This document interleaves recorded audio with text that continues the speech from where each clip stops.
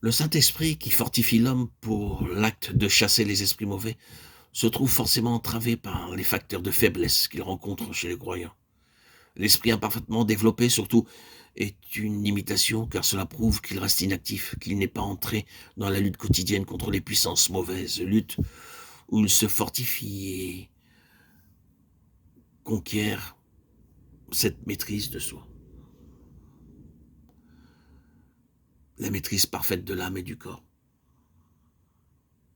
Au désert, Jean-Baptiste sut conquérir cette maîtrise de soi, Matthieu 3,4. Tout homme qui lutte pour conquérir la maîtrise de soi, 1 Corinthiens 9,25, acquiert, développe de ce chef une capacité spirituelle que le Saint-Esprit fortifie, laquelle ne peut s'obtenir autrement. Le baptême du Saint-Esprit qui équipe le croyant l'aide à collaborer avec l'Esprit de Dieu, revêtu de l'autorité de Christ. Il peut alors chasser les esprits mauvais. Actes 13, 8, 9, 10. C'est la puissance du Saint-Esprit dans l'esprit du croyant qui soutient cet acte. C'est pourquoi le fidèle doit veiller à ne prendre l'offensive qu'à son instigation. L'apôtre Paul supporte durant plusieurs jours l'attaque du mauvais esprit qui possédait la servante de Philippe. Mais le moment vint où, importuné, l'apôtre se retourne et lui ordonne de sortir en s'adressant à lui et non pas à la jeune fille. Celui qui peut lire ce qui se passe en son esprit sait discerner le moment d'agir. Et coopérant alors avec l'Esprit de Dieu, en son esprit, il expérimente que la puissance du nom de Jésus-Christ sur tous les démons de Satan est aussi efficace en ce siècle qu'au jour des apôtres et des pères de l'Église. Le facteur essentiel pour chasser les démons, c'est la foi en la puissance du nom de Jésus. Cette foi est basée sur la connaissance que des esprits mauvais doivent obéir à l'autorité de Jésus-Christ, autorité qu'il exerce aujourd'hui ici-bas par ceux qui sont unis à lui.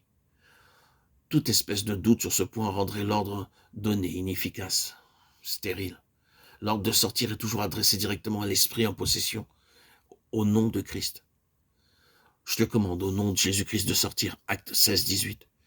Il n'y a pas à craindre que l'esprit chassé entre en celui ou soit transmis à celui qui vient de le chasser, à moins qu'il n'y ait un terrain favorable en celui-ci, ou qu'il ne donne son consentement à l'ennemi, ensuite de quelque surprise ou quelque ruse.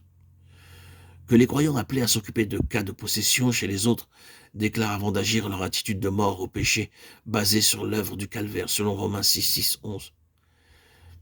Car c'est là le seul moyen sûr de traiter la vieille nature qui peut toujours donner prise à l'ennemi.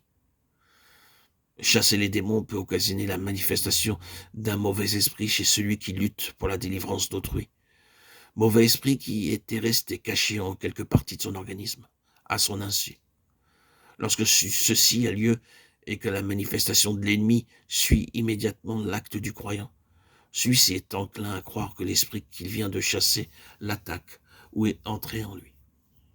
S'il en est ainsi, il cherchera la délivrance d'une transmission d'esprit supposée, et par son erreur donnera un nouveau terrain à l'esprit mauvais puisqu'il ne cherche pas dans sa vie passée la raison de la manifestation qui le préoccupe.